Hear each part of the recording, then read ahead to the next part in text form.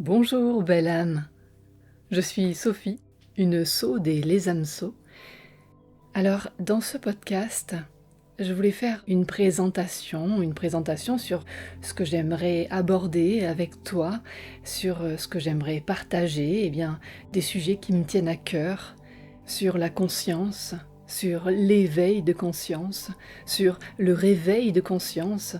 Donc finalement, le réveil, c'est un éveil qui ne manque pas d'air, si tu vois ce que je veux dire.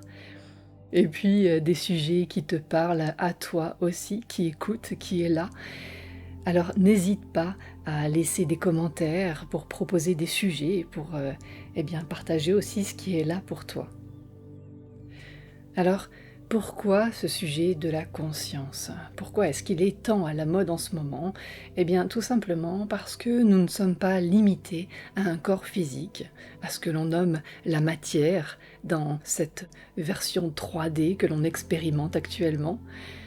Et puis, la langue des oiseaux, le langage hermétique des alchimistes, nous aiguille tout de suite avec ce terme de la matière. Est-ce que tu l'entends? L'âme a tiers. L'âme a un tiers. Alors, est-ce que les 2 tiers restants sont au corps physique? Eh bien, ça, on va le découvrir ensemble au fur et à mesure des podcasts. Ou est-ce qu'il y a d'autres ingrédients? Peut-être découvrirons-nous tout ça ensemble. En tout cas, il y a un monde au-delà de ce que l'on expérimente avec notre corps physique, des espaces autres que ce que l'on voit avec nos yeux organes de la vue, et c'est tout ça que j'aimerais partager avec vous. Revenons à l'âme. Ce terme, dans sa racine, vient du latin anima. Elle est donc bien cette énergie qui anime le corps physique. Quand l'âme quitte le corps physique, celui-ci gît, inanimé. Et là encore, la langue des oiseaux nous chante qu'à cet instant, on parle de trépas. La mort est donc le 3e pas d'une vie terrestre. Et plus simplement, un changement d'état. Puisque quand la mort, entendez l'âme hors, l'âme au dehors, quand la mort se présente, le corps physique est placé dans une tombe. Les expressions courantes sont bien révélatrices. Et dans nos changements d'état, on dit que l'on tombe malade, on tombe amoureux. Et à la fin de notre mission terrestre, on tombe dans la tombe. Vous me direz, certains sont incinérés. Tout va bien, puisque une fois l'âme hors, on devient feu. Et en réalité, on devient feu, car c'est l'élément qui reste et qui permet à l'âme de remonter, de quitter les plans de la matière. Et cette clé se cache dans le mot « mort » lui-même. Peut-être on y reviendra plus tard, parce que là je voulais vraiment te présenter ce projet, simplement te présenter ce que je te propose à travers ce podcast. Si, vraiment? Tu veux l'explication là, maintenant? Dans ce premier épisode? Ok, le mot « mort », M-O-R-T, on y retrouve l'élément O, avec le O, M-O, l'élément R, M-O-R, et l'élément terre, avec le T.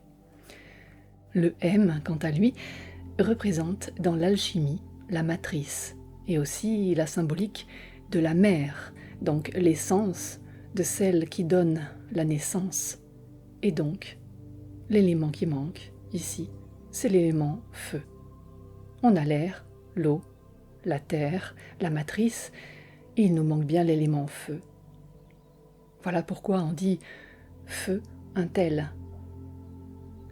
Incroyable, je réalise que dans ce premier podcast, que je voulais simplement comme une présentation, je me retrouve à vous parler de la mort, l'âme hors.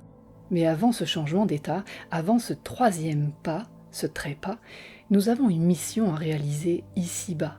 Et c'est bien avec ce corps, cette incarnation dans sa racine latine, on entend incarner. Entendez dans la chair. Donc, c'est bien avec ce corps physique animé de l'âme que l'on va pouvoir expérimenter l'âme à tiers.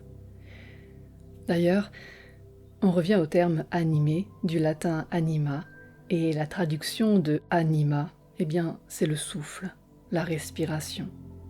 Voilà pourquoi il nous tient à cœur, avec Anne-Sophie, de vous accompagner sur votre cheminement de croissance de conscience, sans oublier le corps physique et cet outil magique et incroyable qu'est la respiration.